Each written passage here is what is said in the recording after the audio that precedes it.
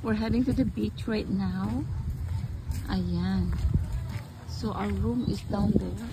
Beach front. So ayan po yung water. Blue-green. You see that?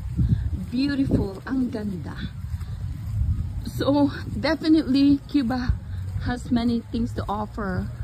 But you know, if you're not picky about food, pwede ka dito.